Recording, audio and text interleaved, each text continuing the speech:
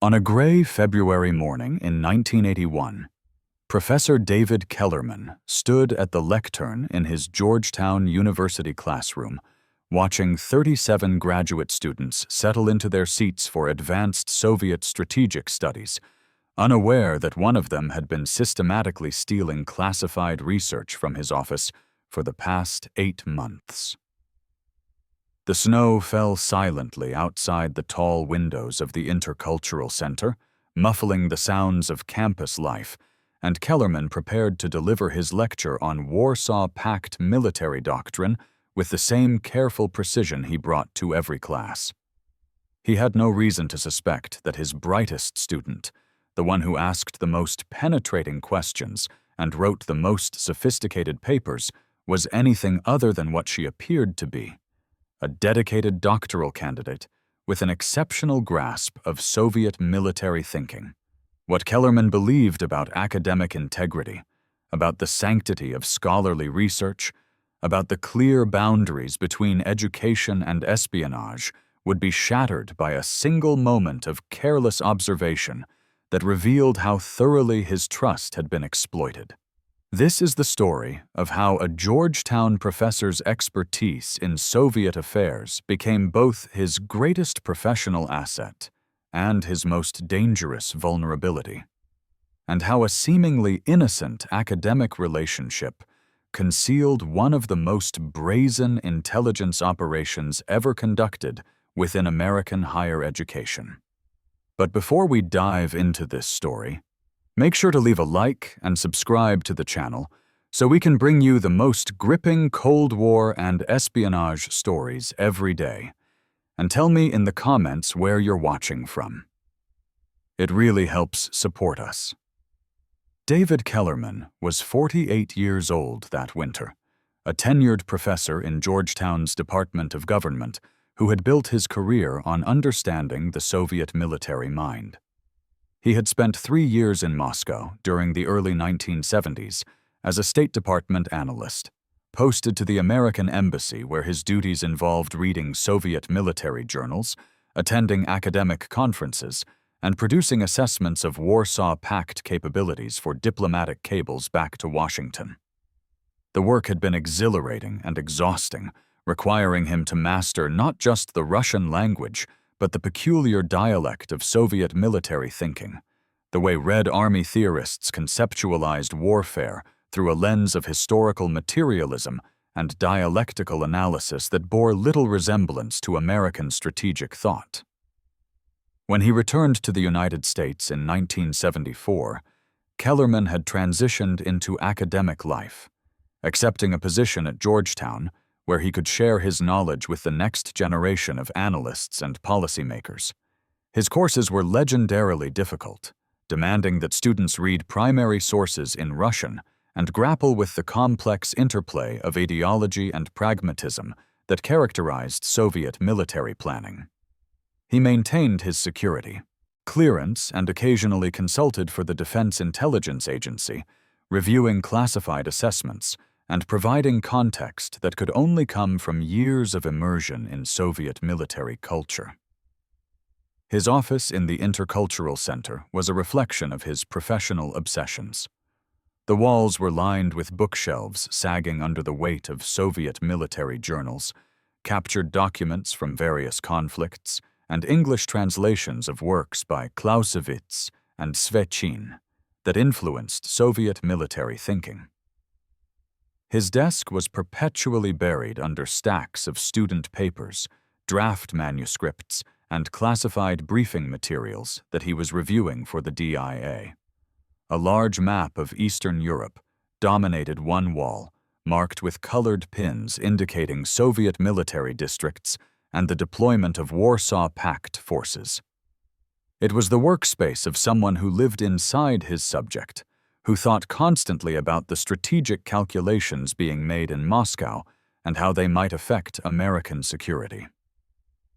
Kellerman's students were typically mid-career professionals, intelligence analysts taking graduate courses to enhance their expertise, military officers preparing for strategic planning assignments, and serious doctoral candidates who intended to shape American policy toward the Soviet Union.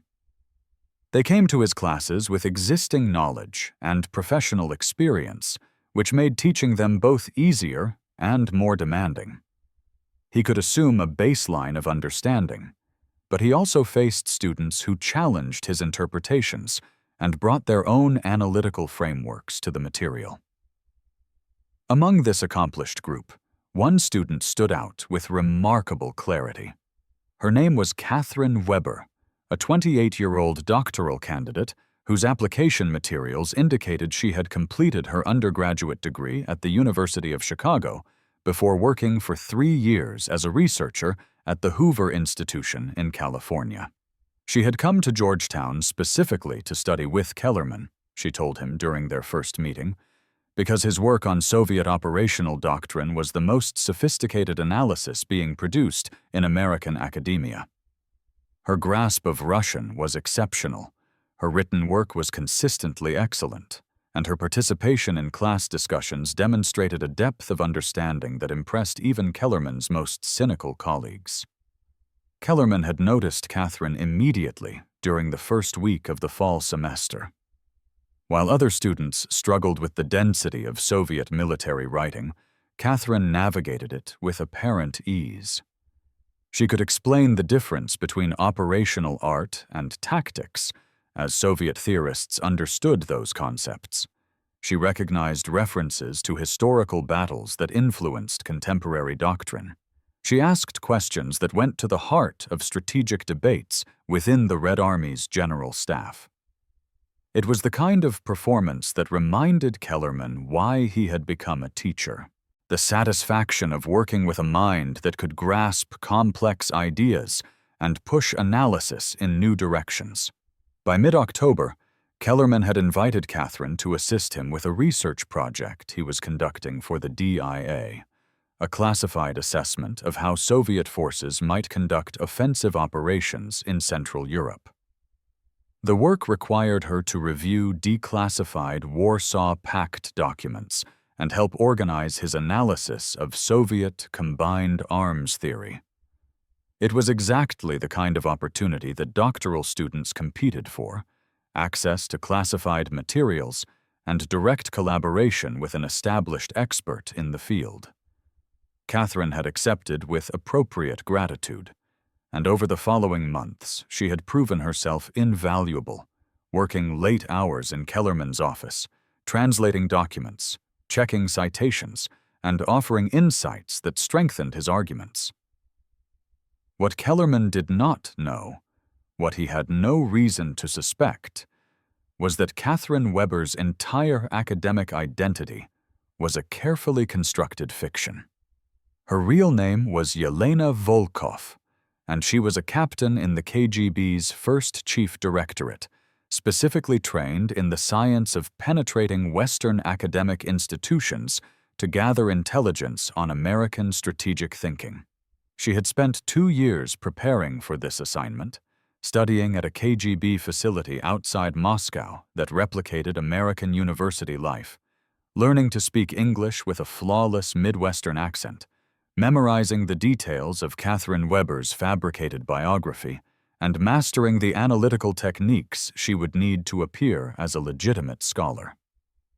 Her undergraduate transcripts from the University of Chicago were forgeries, skillfully created by KGB document specialists.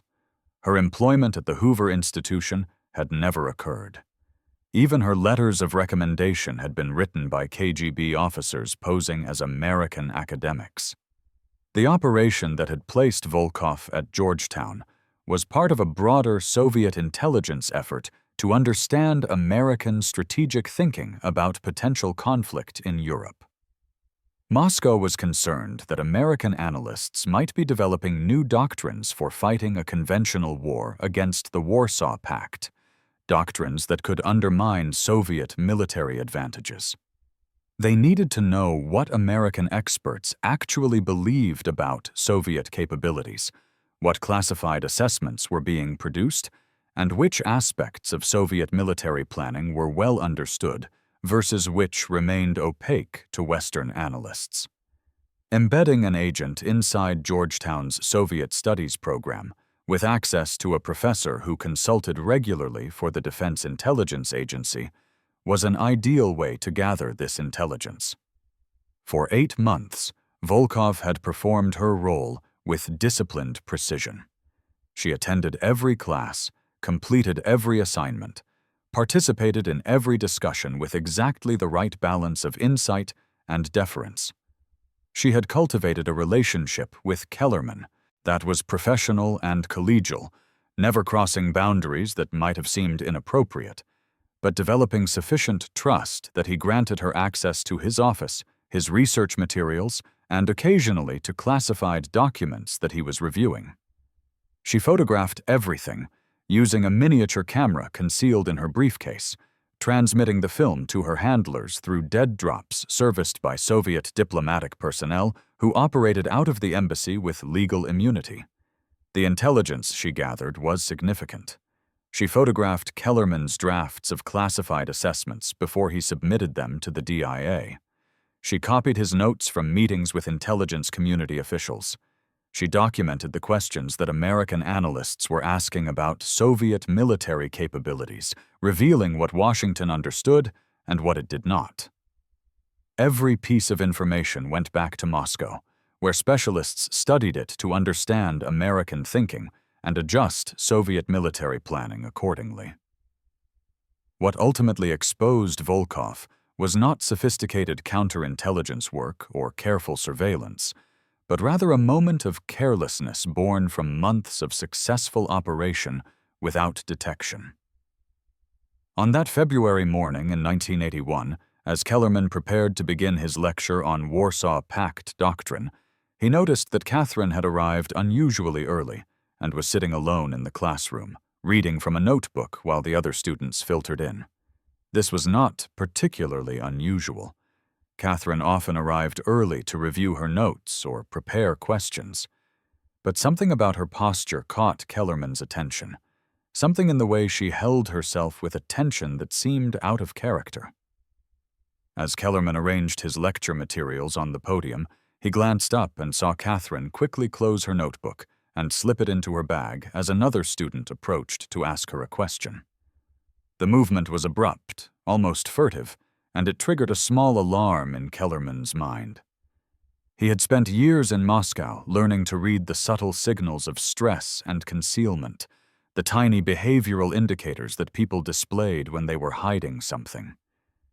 It was probably nothing, he told himself. Perhaps she had been writing something personal, something she simply preferred to keep private. But the observation lingered in his mind as he delivered his lecture, and he found himself watching Catherine more carefully than usual. Her participation in class was as sharp as ever. She engaged with the material, challenged other students' interpretations, and demonstrated her characteristic mastery of Soviet military theory. Yet Kellerman noticed something he had not consciously registered before, a quality of performance in her contributions, as though she were playing a role rather than simply thinking aloud. It was subtle, almost imperceptible, but once he started looking for it, he saw it repeatedly. After class, as students filed out and headed toward their next commitments, Kellerman asked Catherine if she could stay for a moment to discuss the research project they were working on together. She agreed readily, settling into the chair across from his desk with the same professional demeanor she always displayed. Kellerman asked her about her progress on translating a set of Soviet General Staff documents, and she provided a detailed update, explaining which documents she had completed and which were proving more challenging. As they talked, Kellerman's eyes drifted to Catherine's briefcase, which sat on the floor beside her chair. It was an expensive leather bag, he noticed, more costly than most graduate students could afford. The observation was minor, probably meaningless. Perhaps she had received it as a gift. Perhaps she came from money and simply didn't discuss her family's wealth. But combined with the earlier moment of furtiveness, it added to a growing sense of unease that Kellerman could not quite rationalize away. He thanked Catherine for her work and told her he would have more materials for her to review by the end of the week. She left his office with a smile and a promise to stop by on Friday afternoon. After she was gone, Kellerman sat at his desk for a long moment, staring at the stacks of papers and trying to understand why his instincts were suddenly screaming that something was wrong. That evening, Kellerman did something he had never done before in his academic career. He called a colleague at the Defense Intelligence Agency, a counterintelligence officer named Robert Marsh, whom he had worked with during his time at the embassy in Moscow. They had maintained contact over the years, occasionally meeting for drinks when Marsh was in Washington. Kellerman trusted him as someone who would listen without immediately dismissing his concerns. They met at a quiet bar in Arlington, far from Georgetown's campus. Kellerman explained his unease about Catherine Weber, describing her exceptional performance, his decision to give her access to classified materials, and the small behavioral anomalies he had noticed. As he spoke, he felt increasingly foolish. He was essentially reporting one of his best students to counterintelligence based on nothing more than the fact that she had quickly closed a notebook and owned an expensive briefcase. But Marsh listened with careful attention, asking specific questions about Catherine's background, her areas of expertise, and the nature of the classified work she was helping with. When Kellerman finished, Marsh was quiet for a long moment, turning his glass slowly on the bar. "David," Marsh finally said, his voice low and serious, "I need you to tell me everything you know about this student. Where she came from, who recommended her, what work she's produced, who she associates with. And I need you to not mention this conversation to anyone, especially not to her." The tone in Marsh's voice made Kellerman's blood run cold. "You think I'm right to be concerned? I think you may have just described a Soviet intelligence operation," Marsh replied.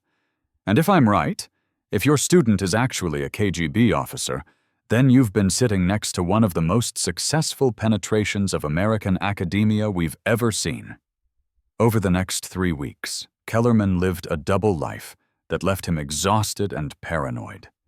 He continued teaching his classes, working with Catherine on the DIA research project, maintaining the appearance of normalcy while the FBI and DIA's counterintelligence division investigated her background. He was instructed to behave exactly as he had before, to give Catherine no indication that anything had changed, to continue granting her the same access she had enjoyed. The hardest part was looking at her across his desk, watching her translate documents and offer analytical insights, and wondering whether every word was calculated deception. The investigation moved with methodical care. FBI agents reviewed Catherine Weber's application materials and discovered that while the documents appeared authentic, certain details did not withstand scrutiny. The University of Chicago confirmed that no student by that name had graduated in the year she claimed. The Hoover Institution had no record of her employment. The professors who had supposedly written her letters of recommendation either did not exist or denied having written them. Every element of her academic background, when examined closely, revealed itself to be an elaborate forgery. Surveillance teams documented Catherine's movements outside of Georgetown. They observed her making contact with individuals who were known Soviet intelligence officers operating under diplomatic cover. They photographed her servicing dead drops in Rock Creek Park, leaving packages that were later retrieved by Soviet embassy personnel. They identified her apartment in Alexandria, which was registered under a different name and appeared to serve as a safe house for intelligence activities. The evidence accumulated quickly, painting a picture of a professional intelligence operation that had successfully penetrated one of America's premier centers for Soviet studies. What particularly alarmed counterintelligence officials was the scope of classified information Catherine had potentially accessed through Kellerman. She had photographed dozens of documents, including drafts of DIA assessments that contained sensitive evaluations of Soviet military capabilities. She had been present during conversations between Kellerman and other intelligence community analysts, absorbing discussions about American collection priorities and analytical gaps. She had effectively served as Moscow's eyes and ears inside a critical node of American strategic thinking about the Soviet Union. The decision about when and how to arrest Volkov required careful consideration. Counterintelligence officials wanted to roll up her entire network, identifying all of her contacts and understanding the full scope of the operation. But they also needed to act before she realized she had been compromised and fled the country. The breakthrough came when FBI surveillance observed Volkov preparing for what appeared to be an imminent departure, purchasing airline tickets and closing out her apartment lease. On March 15, 1981, FBI agents arrested Yelena Volkov as she left Georgetown's campus after attending Kellerman's afternoon seminar. The arrest was conducted quietly, without fanfare, two agents approaching her on a nearly empty sidewalk and identifying themselves before taking her into custody. She did not resist or attempt to flee. Her training had prepared her for this possibility, and she maintained complete silence, refusing to answer any questions without the presence of Soviet consular officials. Kellerman learned about the arrest through a phone call from Robert Marsh. The news hit him with devastating force. For 8 months, he had worked closely with a KGB officer, had trusted her with classified information, had believed her to be a brilliant student when she was actually an intelligence operative systematically exploiting his expertise. The betrayal was not just professional, but deeply personal. He had prided himself on his ability to read people, to understand motivations and recognize deception. His years in Moscow had taught him to be cautious, to maintain appropriate boundaries, to protect sensitive information. Yet, he had been completely fooled by someone who had studied his weaknesses and exploited them with professional skill. The investigation into how much damage Volkov had done took months. Kellerman was required to reconstruct every interaction, every document she might have seen, every conversation she might have overheard. He worked with counterintelligence debriefers who walked him through his office procedures, his document handling protocols, his conversations with Catherine about classified matters. Each session revealed new vulnerabilities, new instances where his trust had enabled intelligence collection that compromised American security. The psychological toll on Kellerman was severe. He found himself unable to sleep, replaying conversations with Catherine, and seeing manipulation in exchanges that had seemed perfectly innocent at the time. He questioned every student's motivation, wondering whether others might also be intelligence operatives. His confidence as a teacher eroded, and he began restricting access to his office and his research in ways that made collaboration difficult.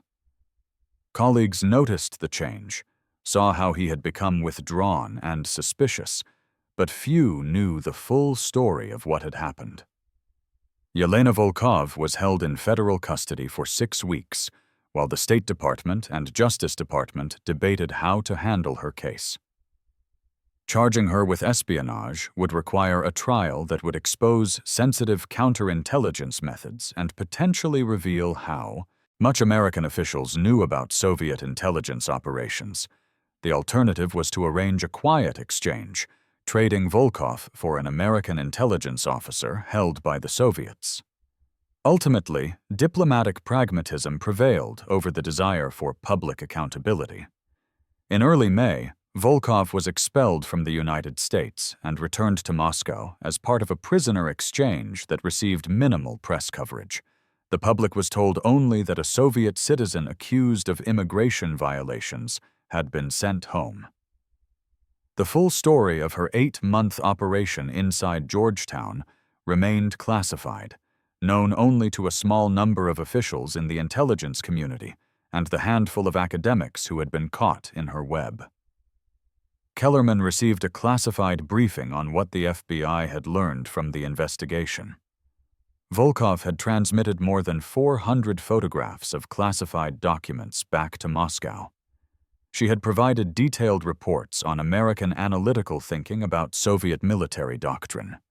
She had identified which aspects of Soviet planning were well understood by American experts and which remained opaque. The intelligence she gathered had given Moscow significant insight into American strategic calculations at a time when tensions between the superpowers were rising. The damage assessment concluded that while no single piece of information she obtained was catastrophic, the cumulative effect of her intelligence gathering had been substantial. The briefing also revealed details about Volkov's preparation for the operation. She had spent 2 years training for the assignment, studying American academic culture, mastering the analytical frameworks used in Soviet studies, and developing the personal discipline necessary to maintain her cover under sustained scrutiny. The KGB had invested enormous resources in creating Catherine Weber's identity, understanding that penetrating Georgetown's program would provide access to some of America's most sophisticated thinking about Soviet affairs. What struck Kellerman most forcefully during the briefing was learning that he had been specifically targeted. The KGB had identified him as someone with valuable access to classified information who also had a reputation for mentoring talented students. They had crafted Volkov's cover identity to appeal to his specific professional interests and had trained her to engage with his research in ways that would earn his trust. The operation had been designed around exploiting his particular vulnerabilities as a scholar who valued intellectual collaboration and took pride in developing the next generation of Soviet experts. In the months following Volkov's expulsion, Kellerman struggled to rebuild his sense of professional confidence. Georgetown offered him counseling services, and he met regularly with a psychologist who specialized in treating individuals who had been targeted by foreign intelligence services. The sessions helped him understand that he had not been foolish or negligent, but rather the victim of a sophisticated operation conducted by professionals whose entire training focused on exploiting trust. The KGB had studied him as carefully as he had studied Soviet military doctrine, identifying his patterns and weaknesses with the same analytical rigor he brought to his own research. Gradually, Kellerman began to recover his equilibrium. He revised his security procedures, implementing stricter controls on document handling and limiting which students could access his office. He continued teaching, but with a more cautious approach to student relationships that emphasized professional boundaries over collegial collaboration. Some of his colleagues felt he had become too guarded, too suspicious, but others understood that his caution was earned through painful experience. The story of Catherine Weber remained classified for years, surfacing only in oblique references in academic discussions about security vulnerabilities in higher education. Students at Georgetown heard rumors about a Soviet spy who had once infiltrated the program, but the details remained vague, and the specific individuals involved were never publicly identified. Kellerman kept his silence, bound by classification rules and by his own desire to avoid the professional embarrassment that would come from acknowledging how thoroughly he had been deceived. It was not until 1995, after the Cold War had ended and the Soviet Union had collapsed, that the full story began to emerge.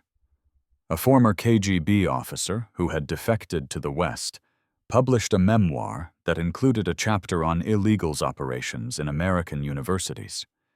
He described the Volkov operation in general terms, changing names but providing enough detail that people familiar with the case could recognize the specifics. The book mentioned a Georgetown professor who had unknowingly assisted a KGB officer for 8 months, providing access to classified research on Soviet military capabilities. Kellerman, though not named directly, was identifiable to anyone who knew the Georgetown program. The revelation brought unwelcome attention. Journalists contacted Kellerman seeking interviews about his experience. Academic colleagues who had not known the full story expressed shock and sympathy. Students in his courses asked questions about how to identify potential intelligence operatives. Kellerman handled the attention with as much grace as he could manage, declining most interview requests, but agreeing to participate in a few classified seminars where he shared lessons learned from his experience. One of these seminars was attended by Robert Marsh, who had retired from the DIA, but maintained connections to the intelligence community. After Kellerman finished his presentation, Marsh approached him and asked if they could talk privately. They found a quiet conference room away from the main proceedings. "I wanted you to know something," Marsh said. "After Volkov was sent back to Moscow, we received intelligence from a source inside the KGB about what happened to her. The operation was considered a success by Soviet intelligence, but Volkov herself was not celebrated. She had been detected, after all, and the fact that you noticed something wrong and reported it meant that her cover had begun to crack. She was reassigned to less sensitive work, essentially sidelined for the rest of her career." Kellerman absorbed this information silently. Part of him felt vindicated, knowing that his observation had ultimately mattered, that his decision to trust his instincts had led to the operation's exposure. But another part of him felt only sadness at the waste and the deception, at the human cost of the intelligence war that had turned classrooms into battlefields and students into targets. "David," Marsh continued, "you need to understand that you were one of dozens of academics who were targeted by similar operations during that period. The Soviets ran programs specifically designed to penetrate American universities, particularly programs focused on Soviet studies and national security issues. Most of these operations were never detected. The fact that you recognized something was wrong, that you trusted your instincts despite feeling foolish about it, that probably prevented months or years of additional intelligence collection. You should take some satisfaction in that." Kellerman retired from Georgetown in 1998, after more than 2 decades of teaching. His final years in the classroom were productive and fulfilling, marked by a return to the kind of engaged teaching that had once defined his approach. He had learned to balance appropriate security consciousness with the openness necessary for genuine intellectual exchange. His students during this period benefited from his experience, learning not just about Soviet military doctrine, but about the broader context in which academic work occurred during the Cold War, the ways that scholarship and intelligence were intertwined, and the responsibilities that came with studying adversary nations. In his retirement, Kellerman occasionally reflected on his encounter with Yelena Volkov. He thought about the young woman who had sat in his office, translating documents and discussing Soviet operational art with apparent passion. He wondered how much of Catherine Weber's personality had been performance, and how much had been genuinely Volkov's own. Had she actually been interested in the material she studied? Or was it all merely tradecraft? Did she feel any regret about betraying his trust? Or was that trust simply a tool to be exploited in service of her mission? These questions could never be answered, and Kellerman eventually made peace with that ambiguity. The Cold War had created countless situations where human relationships became instruments of statecraft, where genuine connection was impossible to separate from calculated manipulation. His experience was neither unique nor particularly dramatic compared to other cases of academic espionage. It was simply one small engagement in a much larger conflict, a moment when the hidden war between intelligence services had intersected with his professional life and changed him forever. The lesson Kellerman took from the experience The insight he tried to pass on to students and colleagues in his final years of teaching was that vigilance and trust were not opposites, but rather existed in necessary tension. Complete trust was naive in a world where intelligence services actively targeted academics for recruitment or penetration. But complete suspicion was corrosive, undermining the collaborative relationships that made scholarship possible. The challenge was finding the balance, maintaining appropriate security while remaining open to genuine intellectual exchange. Kellerman died in 2015 at the age of 82. His obituary in the Georgetown student newspaper mentioned his distinguished career, his expertise in Soviet military affairs, and his commitment to training the next generation of analysts and policymakers. It did not mention Yelena Volkov, or the 8 months when a KGB officer had sat in his classroom and worked in his office. That story remained known to only a few people, most of whom had also passed away or retired into obscurity. But in the classified archives of the FBI and the Defense Intelligence Agency, the Volkov case file remains as a case study in how foreign intelligence services target academia, and how even sophisticated experts can be deceived by well-trained operatives. The file includes Kellerman's debriefing transcripts, Volkov's surveillance photographs, and damage assessments that evaluate the intelligence she collected. It serves as a reminder that the Cold War was fought not just through military deployments and diplomatic negotiations, but through quiet operations in universities and research centers, where knowledge was the target and trust was the weapon used to acquire it. The story of David Kellerman and Catherine Weber illustrates the particular vulnerabilities that existed at the intersection of academia and intelligence during the Cold War. Universities were simultaneously centers of open intellectual exchange and repositories of sensitive research that had national security implications. Professors like Kellerman moved between these worlds, teaching students while also consulting for intelligence agencies, sharing their expertise while trying to protect classified information. This dual role created opportunities that foreign intelligence services learned to exploit with increasing sophistication. The Cold War eventually ended, but the fundamental tension between openness and security in academic settings continues. Foreign intelligence services still target universities, still recruit students and professors, still seek to acquire sensitive research through exploitation of scholarly relationships. The methods evolve, the technologies change, but the basic dynamic remains the same. Knowledge is power, and those who possess specialized knowledge become targets for those who wish to acquire it. David Kellerman's encounter with a KGB officer posing as his best student was neither the first nor the last such case.